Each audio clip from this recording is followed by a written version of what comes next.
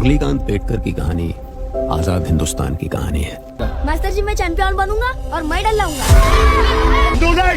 Champion है मैं!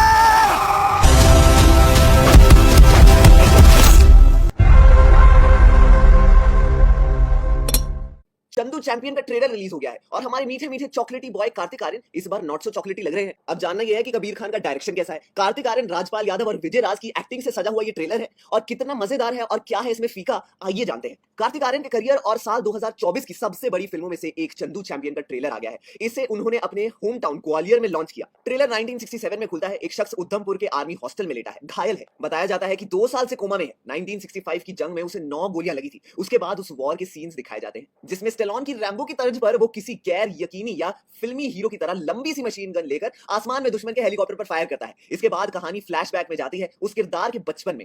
ये बंदा जन्मा है एक मराठी फैमिली में जो कुश्ती में चैंपियन बनने की हसरत पाले हुए है, लेकिन किसी को यकीन नहीं कि ये अदना सा लड़का ऐसा कर लेगा। गांव के बच्चे और लोग उस पर हंसते हैं और चंदू चैंपियन बोलकर उसे चिढ़ाते हैं। इसके बाद कहानी दिखलाती है कि इस बच्चे के साथ क्या होता है, क्या वो चैंपियन बन जाता है और क्या।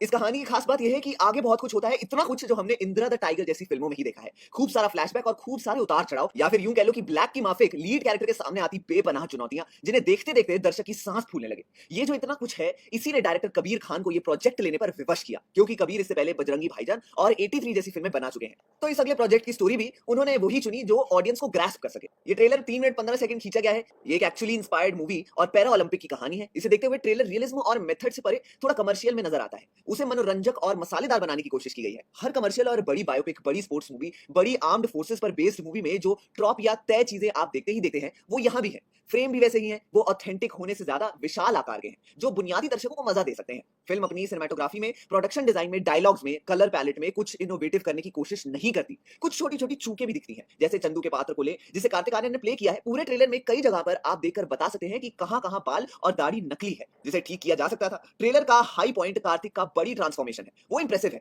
क्योंकि वहां आप भरोसा करते हो कि ये कोई कहानी नहीं, कुछ रियल में हो रहा है। उसकी बॉडी एक बॉक्सर की बॉडी बन रही है। उनके भागने, दौड़ने, एक्शन वाले सारे सीन ध्यान खींचते हैं। अब कार्तिक की एक्टिंग को लें तो उसमें कहीं कहीं वो कोशिश करते हुए नजर आ रहे हैं, लेकिन कुल मिलाकर कुछ गलत नहीं लगता है। विजय राज जो शायद चंदू के कोच बनते हैं, उनके साथ एक सीन है जिसमें चंदू एक स्पोर्ट इवेंट में हिस्सा लेने विदेश जा रहा है और फ्लाइट में डर रहा है। इसमें विजय राज उसे लताड़ते हैं, फिर प्लेन टेक ऑफ करता है तो चंदू मुंह फाड़ कर चीखता है। ये खूब हंसाने वाला सीन होने थे, लेकिन हंसी नहीं आती। ट्रेलर में राजपाल यादव भी है, लेकिन उनके छोर से भी कोई कॉमेडी नहीं देखने को मिलती। और क्यों देखने को मिले? आपने तो टाइपकास्ट कर दिया कि राजपाल यादव कॉमेडी एक्टर है। वो इसमें प्रूव करने जा रहे हैं कि वो सिर्फ एक कॉमेडी एक्टर ही नहीं है। सत्य प्रेम की कथा और भूल भुलैया 2 के कार्तिक से इस फिल्म का कार्तिक खास अलग नहीं लगता। इसके लिए कुछ उनके पुराने एक्सप्रेशन और डायलॉग डिलीवरी जिम्मेदार है। कुछ डायरेक्शन का दोष भी है। जब कुछ भी काम ना करे तो एक मैसेज जो काम कर जाए, इसी आस में मेकर्स कुछ कॉज या फिर ऐसा कुछ डालने की कोशिश करते हैं। वो है कि कोई भी इंसान या कमजोर से कमजोर इंसान अपना सपना पूरा कर सकता है। ट्रेलर के अंत में एक लाइन है जहां कार्तिक इमोशनल होकर शायद शराब पीकर कहते हैं, मुझे आज लड़ने का है सर, हर उस चंदू के लिए जो चैंपियन बनना चाहता है, हर उस चंदू के लिए जो चैंपियन बन सकता है।